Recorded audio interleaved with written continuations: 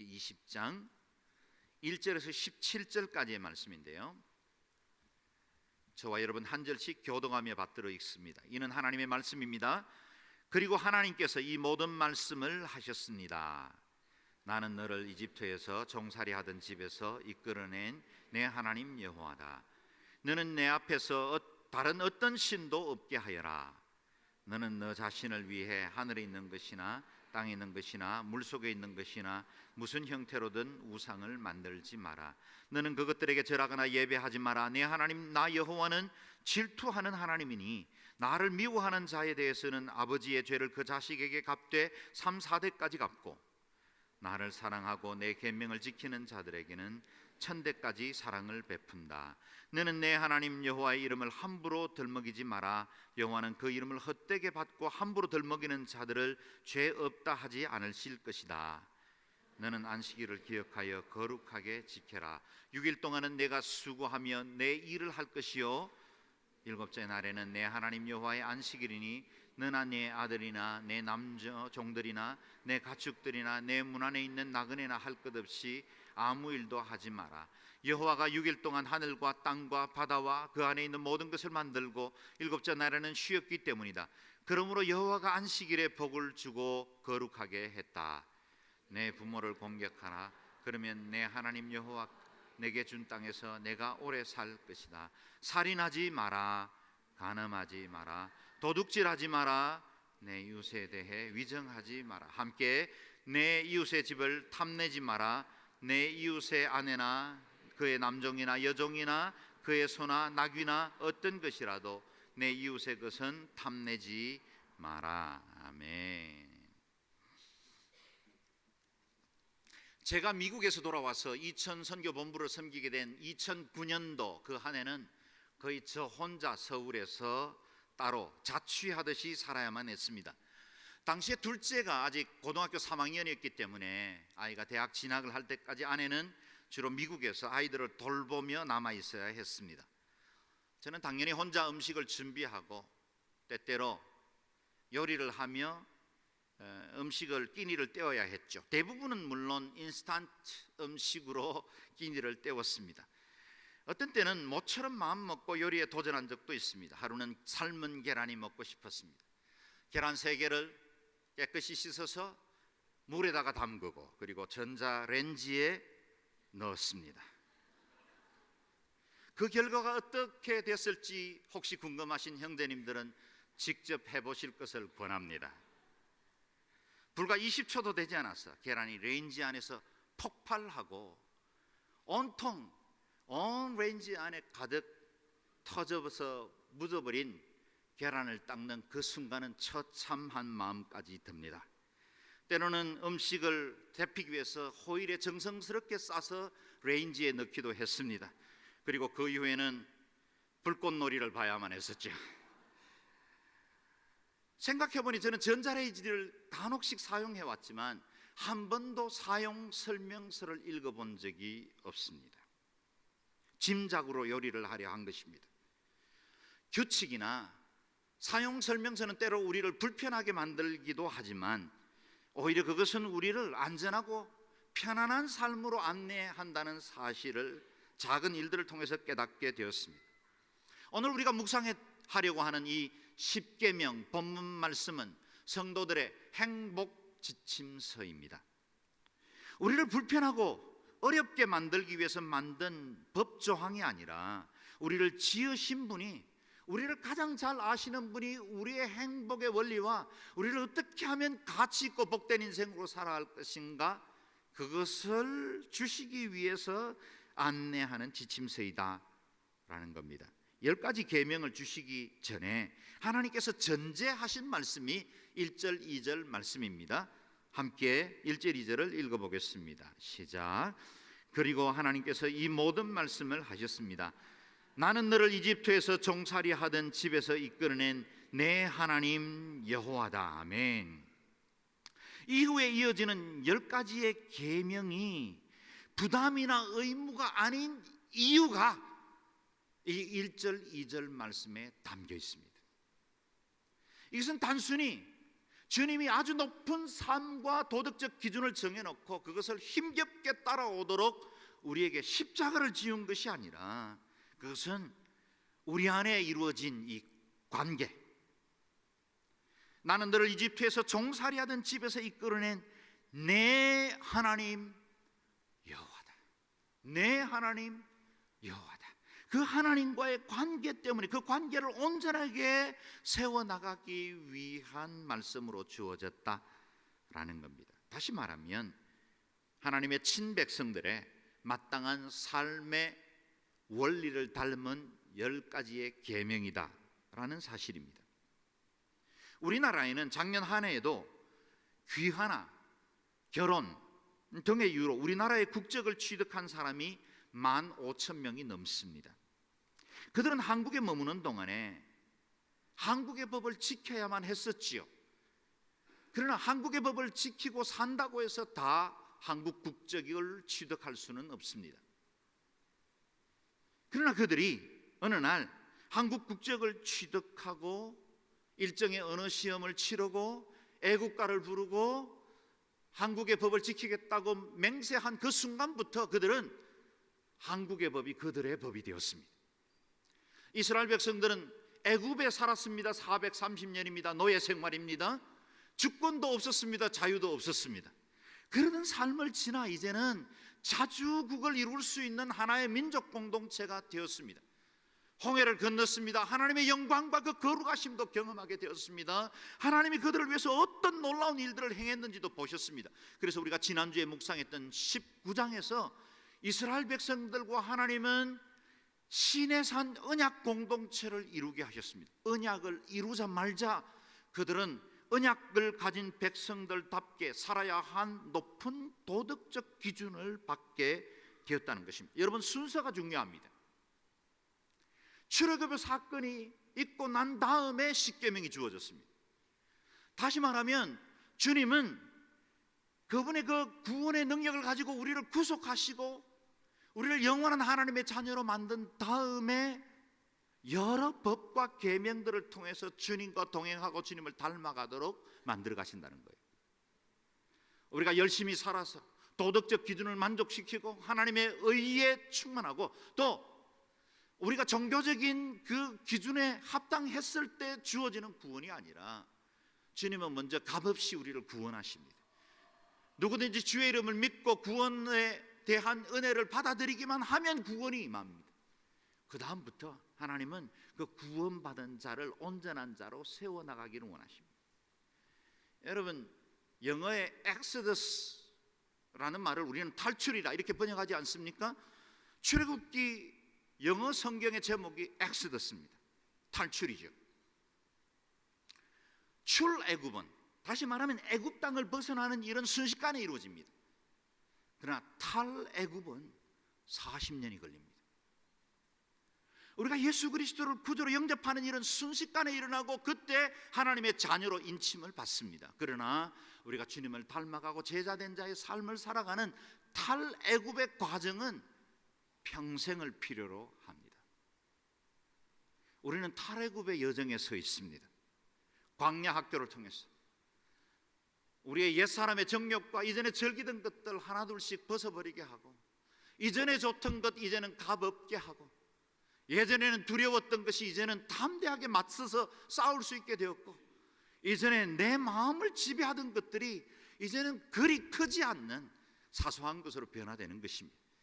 그래서 세월 지나가면서 하나둘씩 그리스도를 닮아가고 그리스도의 장성한 분량이 충만한 데까지 이르도록 주님은 탈애굽의 과정으로 우리를 인도해 주십니다. 이 탈애굽의 과정은 노예의 신분은 못합니다. 우리는 자유인입니다. 예수 그리스도 안에서 갈라디아서 5장에 선포된 그 자유를 우리는 누리고 있습니다. 이제 그 영적 자유 가운데 우리는 자발적으로 하나님이 우리에게 주신 그 계명을 기쁨으로 지켜나가도록 요청받게 된 것입니다.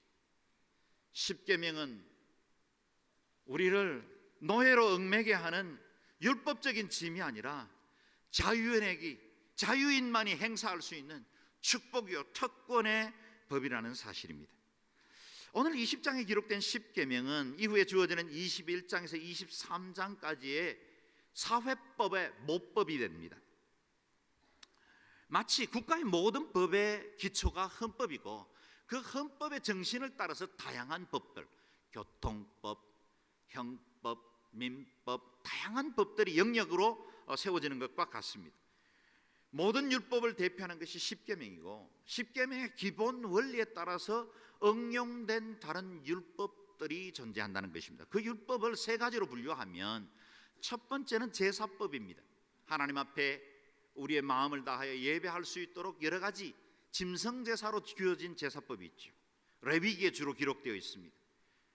그리고 그 레위기의 법은 1계명에서 4계명으로부터 비롯된 것입니다. 민수기와 신명기에 기록된 사회법과 형법, 민법 그리고 다양한 법들은 대체로 5계명에서 10계명에서부터 비롯됩니다. 그래서 두 번째 법은 실천법으로서 사회법이 존재합니다. 그리고 그 사회법의 근간을 이루는 것이 도덕법입니다. 제사법은 폐기되었습니다. 예수 그리스도의 십자가 이후에 이 모든 제사법은 폐기되었습니다. 우리는 더 이상 짐승의 각을 뜨고 하나님 앞에 불살라서 향기로운 제사로 드릴 필요가 없게 되었습니다. 사회법은 제한적 시대의 제한적 민족 공동체에게 주신 법입니다. 그래서 이스라엘에게 적용된 법이 많습니다. 물론 그 사회법은 오늘날에도 우리에게 적용되는 법들은 많이 있죠. 이 사회법의 근간을 이루는 것이 도덕법입니다. 도덕법은 시대를 막론하고 지역을 막론하고 민족을 막론하고 모든 사람들에게 적용되는 법입니다. 헌법은 변하지 않지요. 물론 헌법재판소나 국회에서 국민투표를 통해서 얼마간의 헌법이 수정되기도 합니다. 그러나 나머지 법들은 세상의 변화에 따라서 또는 새로운 환경에 따라서 얼마든지 법조항은 매번 변합니다. 우리가 알고 있는 대로 거의 매주에도 몇 개의 조항들이 국회가 열릴 때마다 수없는 법들이 바뀝니다. 불변하는 법 십계명입니다.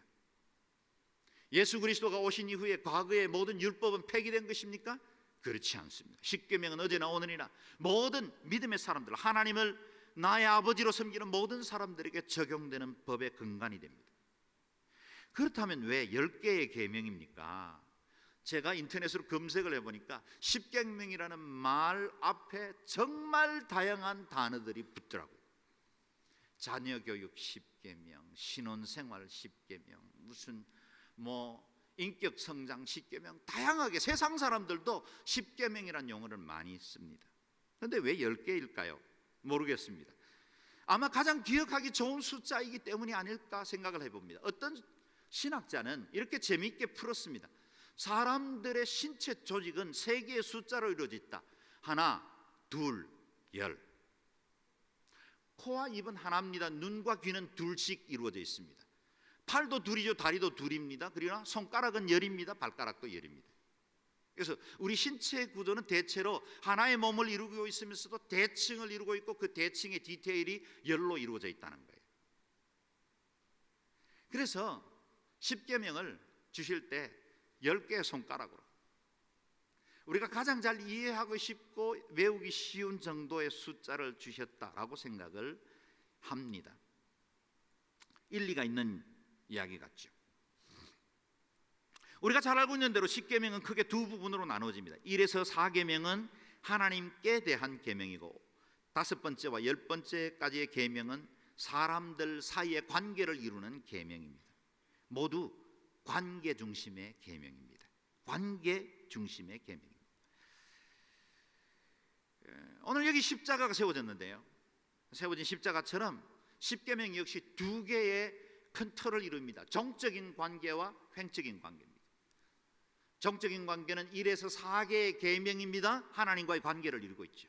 횡적인 계명은 사람들과 사람들 사이에 이루어지는 관계를 의미하고 있습니다.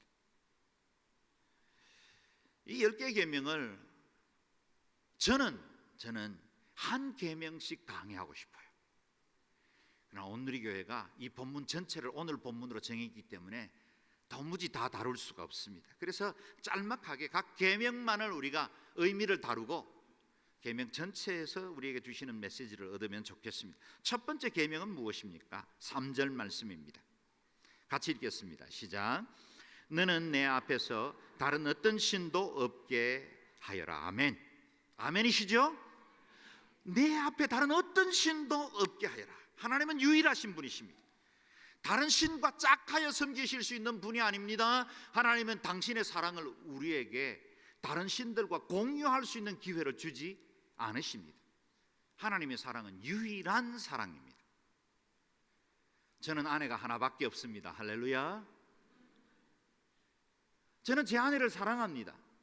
아내가 가지고 있는 여러 가지 생각이나 그리고 습관이나 취미들을 존중해주고 싶습니다. 그렇다고 해서 제 아내가 다른 남자를 사랑하는 건 용납할 수 없습니다. 가끔씩 드라마를 보면서 어떤 연예인을 보고 아내가 굉장히 집중해서 보면 그것도 저는 질투가 납니다. 오늘 처음 공개하는 겁니다. 우리 하나님의 사랑의 속성은 질투입니다. 물론 그 다음 2계명이 동일하게 반복되는 건데 1계명과 2계명은 깊이 연관이 되어 있습니다. 하나님은 유일하신 분이시기 때문에 우리의 사랑이 다른 것으로 나누어지는 것을 못 견뎌 하십니다. 우리가 세상의 다른 것들의 마음을 팔거나 자기 자신이 우상이 되어 있거나 세상의 것들로 즐거워하면 하나님은 불편해 하십니다. 하나님은 이 시대 정신이 말하는 종교다원주의를 용납하지 않습니다. 1계명 앞에는 오직 아멘이라는 응답만 존재합니다. 나 외에 다른 어떤 신도 없게 할지니라. 다른 어떤 신, 다른 어떤 존재도 여러분 앞에 하나님과 같은 존재로 용납하지 마시기를 주의 이름으로 축원합니다. 두 번째 계명은 1계명의 연장이라고 볼 수 있는데요, 3절 4절 말씀을 같이 읽겠습니다. 시작.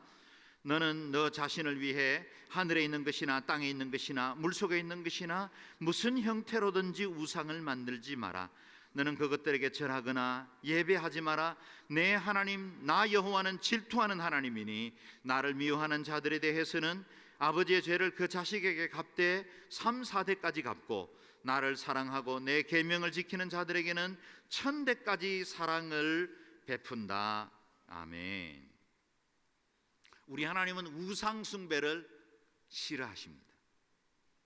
하늘에 있는 것이든지 땅에 있는 것이든지 물속에 있는 것이든지 어떤 것이든지 그 형상을 만들어서 그것에 경배하면 우리 하나님 너무 싫어하세요.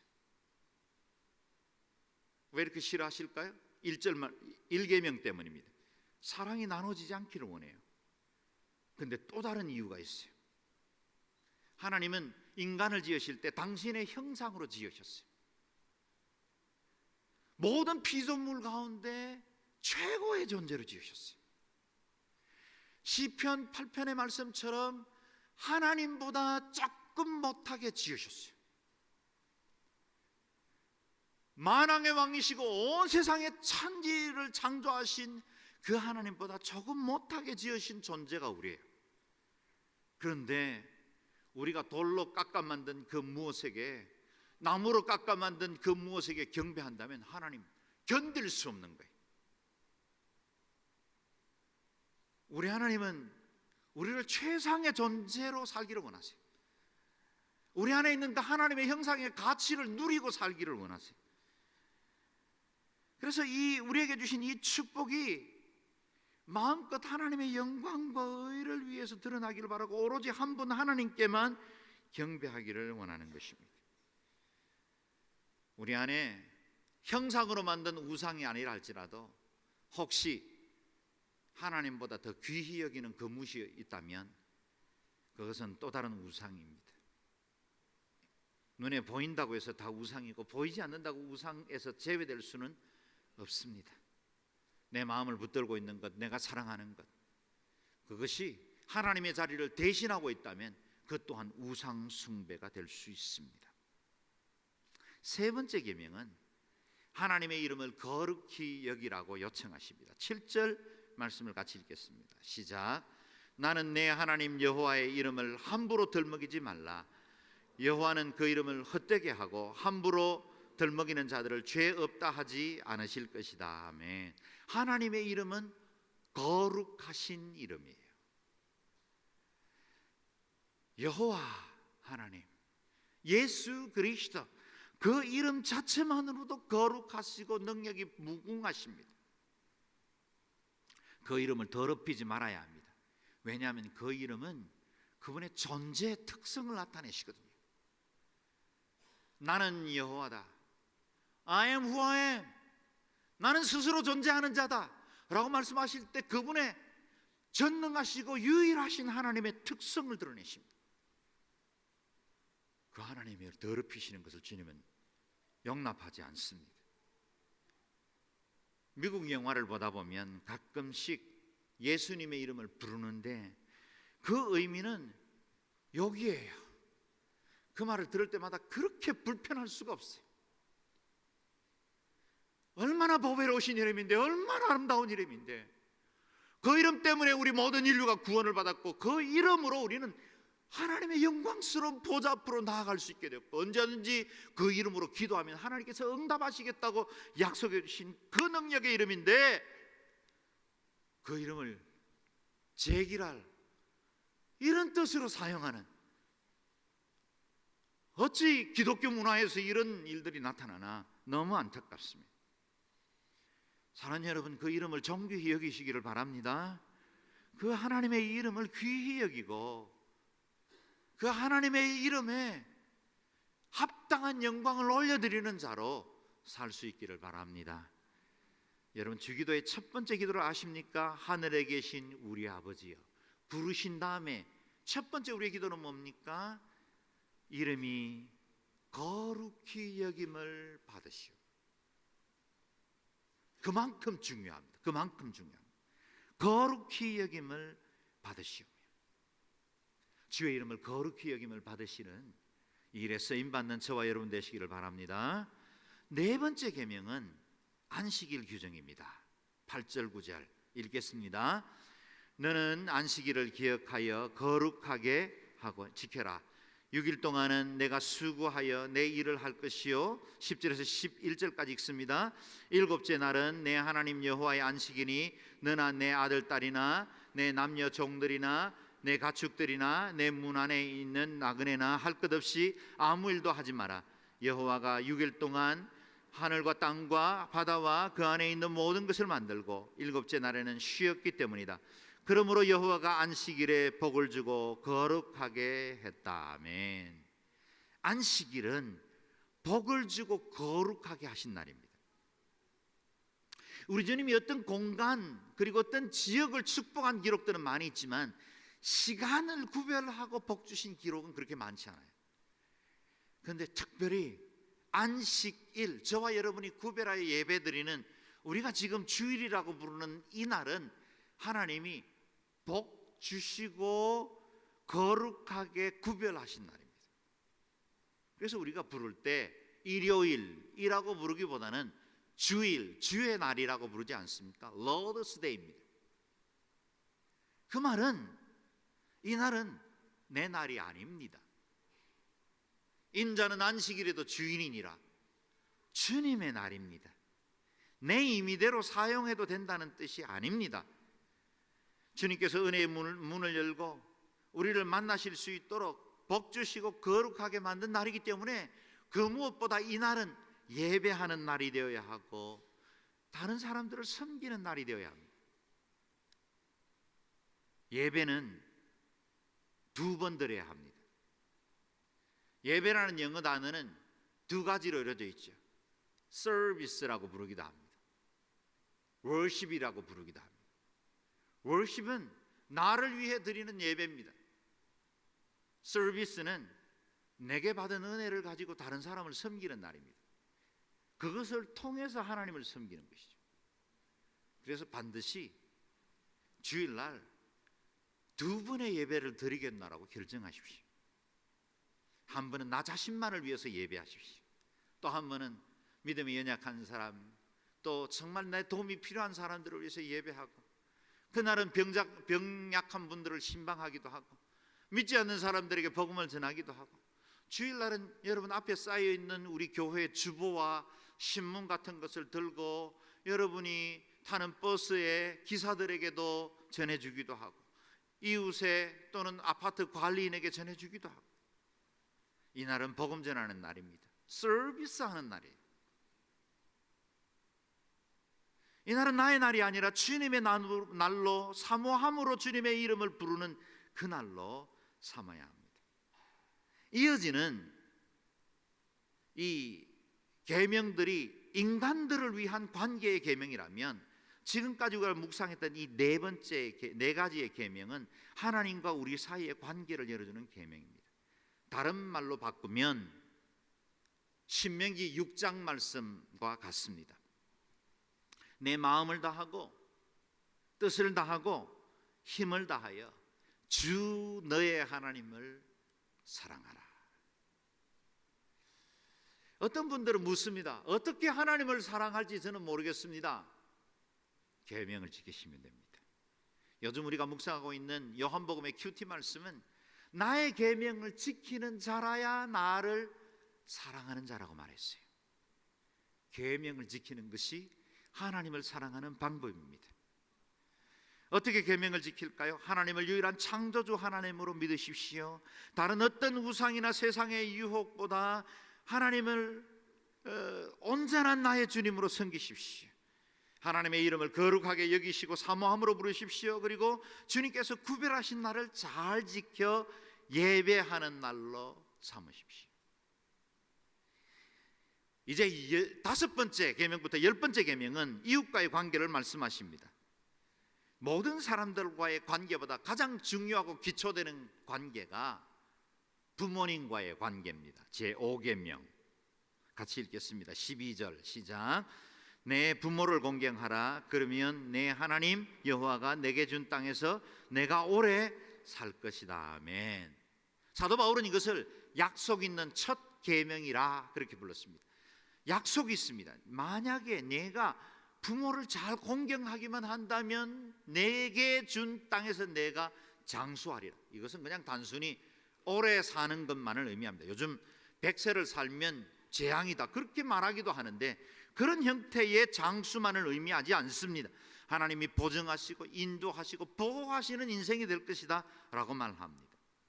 부모님을 잘 공경하는 것, 그것이 은혜를 실천하는 첫 번째 비결이다 라는 겁니다. 여러분, 우리가 많은 인간관계를 맺고 있지만 사실은 내가 모태로부터 태를 끊고 출생을 해서 부모님과 분리된 순간부터 부모님과 영향을 맺고 지금까지 살아오면서 내게 형성된 인성과 성품이 우리의 관계를 만들어요. 태는 끊었지만 여전히 우리는 부모님의 관계에서 내 이후의 모든 관계가 영향을 받습니다. 어릴 때 권위자로부터 상처를 받거나 충분한 사랑을 받지 못한 사람들은 다른 사람들과 관계를 맺는데 늘 불편함과 어려움을 갖습니다. 그래서 주저하게 되고 사람들로부터 상처받을 것을 두려워합니다. 그러나 어려서부터 풍성한 사랑을 받고 넉넉한 보호를 받은 사람들은 어디 가든지 쉽습니다. 인간관계가 편안해요. 그래서 먼저 다가가서 인사하기도 하고 관계를 맺어가기도 하고, 저 사람이 나한테 어떤 조금 불합리한 일을 행해도 저분에게 오늘 바쁜 일이 있었나 보다, 저분이 오늘 좀 마음이 상했는가 본데, 이렇게 이해가 돼요. 그런데 내 부모님과의 관계에서 용납받거나 사랑을 받지 못한 사람들은 자꾸만 뒤틀어서 생각을 합니다. 저 사람이 도대체 나한테 무슨 억하심정이 있어서 그런 말을 했지? 저쪽은 전혀 그런 의도도 생각도 없었는데 홀로 상처받고 그것을 앨범에 사진처럼 꼽아놓고 난 다음에 수시로 들여다보면서 묵상합니다. 여러분, 부모님과의 관계는 우리에게 굉장히 중요합니다. 그래서 부모님의 공경, 우리 교회도 여러 어르신들이 계시는데 어르신들을 잘 섬기는 것은 우리 모든 관계의 출발점이에요. 우리 교회 어르신들 잘 섬기십시다. 저는요, 일주일에 한 번씩 여기 양지에 있는 요양원에 적어도 70세 이상 된 어르신들인데 때로는 치매로 앓으시는 분들도 있고, 제가 설교하지만 무슨 설교하는지 전혀 알아듣지 못하고, 또 무슨 말을 해도 표정 하나 변하지 않는 채로 앉아 계신 분들도 있지만, 제가 그 예배 가는 게 참 기뻐요. 그 앞에서 설교하는 건 거의 재롱잔치 수준입니다. 지금 제가 설교하는 것에 3배 정도 오버하신다고 생각을 하면 됩니다. 그렇게 해도 들릴 똥말똥인 분이 많아요. 그래서 제가 아주 행동, 액션을 많이 하면서 설교를 합니다. 그런데 제가 하는 게 제 마음속에 참 기뻐요. 왜냐하면 제 시골에 저희 부모님이 계시지만 제가 자주 찾아뵙지를 못하거든요. 우리 부모님들보다 여기 어르신들을 더 자주 찾아뵙는 거예요. 일주일에 한 번씩. 그분들을 섬기는 게 제게 기쁨이에요. 우리 부모님 섬기는 마음으로 섬깁니다. 여러분, 우리 교회에 계신 우리 어르신들을 잘 섬기는 것이 우리 교회를 복되게 하고 평안하게 하는 길이에요. 다시 한번 여러분에게 제안합니다. 우리 어르신들 잘 섬깁시다. 아멘. 6번째부터 10번째 계명은 아주 단순하고 명확한 명령들입니다. 13절에서 17절까지 같이 읽겠습니다. 시작. 살인하지 말라, 간음하지 말라, 도둑질하지 말라, 내 이웃에 대해 위정하지 말라, 내 이웃의 집을 탐내지 말라, 내 이웃의 아내나 그의 남종이나 여종이나 그의 소나 낙이나 어떤 것이라도 내 이웃의 것은 탐내지 마라. 아멘. 다른 설명이 필요 없을 만큼 명확한 명령들로 이루어져 있지요. 살인은 분노와 악으로부터 다른 사람들의 생명을 해하지 말라는, 상해를 입히지 말라는 보호 규정입니다. 내게는 살인하지 말라는 명령이지만 사실은 다른 사람이 나의 생명과 내 몸을 해하지 못하도록 나를 보호해 주는 울타리가 됩니다. 간음하지 말라, 가장 신성히 여겨야 할 가정을 보호해 주는 제도가 됩니다. 세상의 법은 간통법을 이제는 더 이상 법으로 제한하지 않도록 만들어버렸지만 하나님의 법은 여전히 존재합니다. 가장 신성해야 할 부부관계를 보호하는 이 법입니다. 나도 다른 사람들에게 간음을 행하지 말아야 하지만 우리 가정을 보호해주는 규정이기도 합니다. 도둑질, 노력하지 않고 뭔가를 얻으려고 하는 못된 마음이지요. 이웃과의 관계를 파괴하기 때문에 금하신 명령입니다. 다른 사람들의 것을 해하거나 내가 취해서도 안 되지만 내 것을 보호해 주시는 하나님의 계명입니다. 거짓 증거, 진리를 무너뜨리고 진실을 회방하는, 그래서 다른 사람을 무고하게 공경에 빠뜨릴 수 있기 때문에 금하신 것입니다. 내게도 금한 것이지만 다른 사람들이 내게 거짓말을 하지 못하도록 보호해 주신 규정입니다. 다시 말하면 주님께서 우리에게 주시는 율법은 내게 어렵고 힘들게 하는 삶의 규정이 아니라 나를 보호하고 질서를 지켜주고 우리 가정을 아름답게 행복으로 인도해 주는 규정들이다 라는 사실입니다. 마지막 10번째 규정은 다른 규정과는 달리 행동 규정이 아니라 태도에 대해서 말해주고 있습니다. 무엇입니까? 탐심을 가지지 말라는 겁니다. 탐심, 그것은 마음의 태도이죠. 우리가 가지고 있는 어떤 동기가 또 다른 악을 불러일으키기 때문에 탐심, 마음의 동기부터 금하게 하신 겁니다. 그래서 주님은 형제 살인에 관한 율법을 형제에 대해서 미워하거나 라가라 하는 것조차 그것은 살인하지 말라는 계명을 범한 것이다. 여인을 보고 음욕을 품는 것부터 이미 간음한 것이다 라고 말씀하시므로 마음의 동기로부터 계명 앞에 자신을 노출시키고 지키라는 말씀을 주십니다.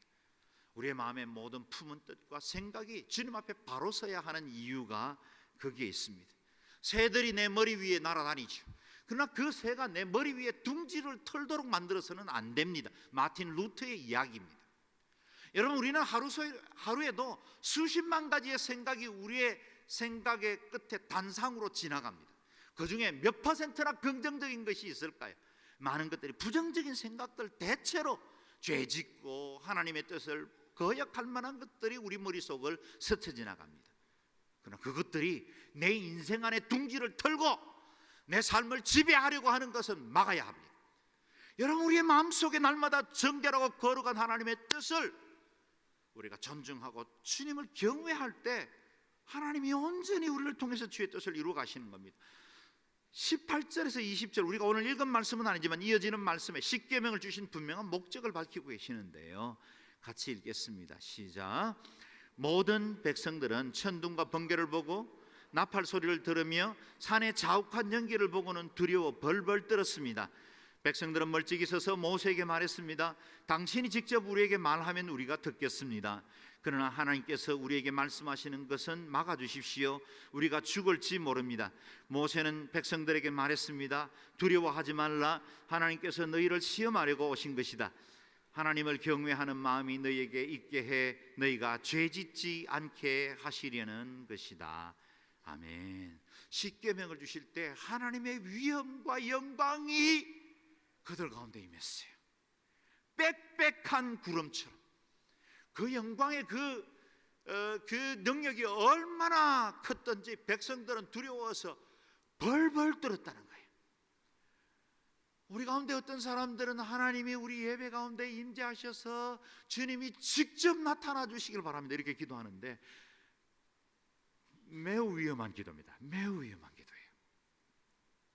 그 영광이 진짜 여기에 이 양지 가운데 임하면 우리 중에 거의 대부분의 사람들은 심장마비로 사망하시고 먼저 천국에 가 계시고, 소수 일부분 강심장들과 함께 제가 남은 예배를 진행해야 될지도 모릅니다. 저도 강심장이란 뜻이군요. 어쨌든 하나님의 그 거룩하심이 드러나면 우리는 그 영광을 도무지 감당해낼 수가 없습니다. 우리는 저기 하늘에 떠 있는 태양도 단 3초도 바라보지 못합니다. 만약에 어느 누군가가 강제로 1분간 태양볕을 바라본다면 그는 곧 실망하고 말 것입니다. 주님이 지은 피조물 가운데 지극히 작은 것 중에 하나도 우리는 바라볼 수가 없어요. 그래서 백성들이 요구하기를 당신이 말씀해 주십시오. 당신이 말씀하시면 우리가 순종하겠습니다. 모세에게 이렇게 요청합니다. 오늘 제가 하나님의 말씀을 대언하고 있지 않습니까? 제가 말씀하는 것만으로도 되지요? 그 말씀을 여러분의 하나님이 주시는 말씀으로 받을 수 있기를 바랍니다. 그래서 하나님을 경외하는 마음이 우리 속에 있어서 이 십계명의 말씀, 우리에게 주신 이 은혜의 말씀을 지켜나가기로 결단할 수 있기를 바랍니다. 하나님의 그 은혜가 충만하게 임하면 우리로 계명도 지키고 은혜에 합당한 자로 살아갈 수 있습니다. 성령 충만하시기를 주의 이름으로 축원합니다. 십계명은 3500년 전에 주어진 계명입니다. 그러나 지금 현대를 살고 있는 우리에게도 이 계명의 의미와 가치는 조금도 퇴색되지 않았습니다. 우리 주님께서 분명하게 선언하지 않습니까? 내가 율법이나 선지자를 폐하러 온 줄로 생각하지 말라. 폐하러 온 것이 아니요 완전케 함이로라. 우리가 왜 십계명을 지켜야 합니까? 세 가지 이유 때문입니다. 마지막입니다. 첫 번째, 우리를 잘 아시는 주님께서 우리에게 주신 행복의 원리이기 때문입니다. 우리를 지으신 주님께서 우리가 어떻게 살아야 할지 잘 아는 분으로 행복의 원리를 주셨습니다. 그것을 우리는 관계의 원리다. 하나님과의 관계를 잘 이루고 우리 횡적인 관계를 잘 이루라는 것입니다. 둘째, 십계명은 우리로 하나님의 거룩으로 안내를 합니다. 내가 거룩하니 너희도 거룩하라. 하나님의 성품은 거룩하고 선하십니다.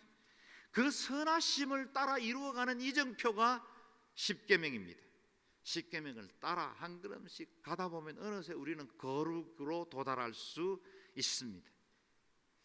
우리 주님은 십계명을 재해석해 주셨는데요, 그것이 바로 위로는 하나님을 사랑하고 이웃은 내 이웃을 내 몸과 같이 사랑하라고 하셨습니다. 이것이 온 율법과 선지자의 강령이라 그랬습니다. 하나님 사랑, 이웃 사랑. 얼마까지 사랑하면 되겠습니까? 아시시의 성 프란치스코까지 사랑하면 되겠습니까? 손양은 목사님처럼 사랑하시면 되겠습니까? 그러면 우리가 거룩해질까요? 아니요, 우리 대부분은 하나님의 그 거룩하심의 요구 앞에 실망하고 낙담할 수밖에 없습니다. 그런데 역설적으로 십계명은 우리가 온전히 지켜나갈 수 없기 때문에 우리를 거룩으로 안내하는 법입니다. 십계명 앞에 좌절할 겁니다. 우리는 도무지 이 법을 온전히 지켜나갈 수가 없어요. 그래서 하늘로부터 임하는 은혜의 법을 사모하게 됩니다. 십계명은 우리에게 거울이 되어서 우리의 공로로는, 우리의 의로는 도무지 하나님의 계명도 주의 법도 지킬 수 없기 때문에 주님의 은혜 앞에 나아오라고 안내를 해 주십니다. 세 번째, 십계명은 우리가 구원받은 백성들이기 때문에 주신 법입니다. 계명을 지켜서 구원받은 것은 아니지만 구원받은 사람들은 계명을 지켜야 합니다. 나의 계명을 지키는 자야 나의 제자라고 말씀하셨습니다. 우리 주님은 광야학교에서 우리를 성숙으로 안내하시기 위해서 우리를 인도하십니다. 십계명은 지키도록 우리에게 제안하거나 또 의견을 주신 것이 아닙니다. 이 십계명의 계명 가운데 우리가 지킬 수 있는 것만, 선호할 수 있는 것만 선택해서 골라 먹을 수 있는 그런 명령도 아닙니다. 그런 십계명, 짜집기 하는 십계명은 존재하지 않습니다. 모든 십계명은 하나님의 명령입니다. 빠짐없이 실천해야 하는 것입니다. 그래서 하나님께서 주시는 은혜의 법으로 십계명을 따라 살기로 결단할 때 우리를 통해 하나님의 온전한 뜻이 이루어지게 될 것입니다. 계명을 붙드십시다. 계명을 지킴으로 하나님 앞에나 사람 앞에 칭찬받는 저와 여러분 되시기를 주의 이름으로 축원합니다. 이 시간에 같이 통성으로 한번 기도하겠습니다. 기도하실 때 하나님, 제게 은혜와 지혜와 능력을 주셔서 하나님 주신 은혜의 법을 잘 지켜나갈 수 있게 도와주십시오. 제 옛사람과 육체와 정욕들을 벗어버리고 이제는 하나님의 거룩하심, 그리스도의 장성한 분량이 충만한 데까지 이르도록 믿음의 삶 살게 하여 주옵소서. 통성으로 기도하겠습니다.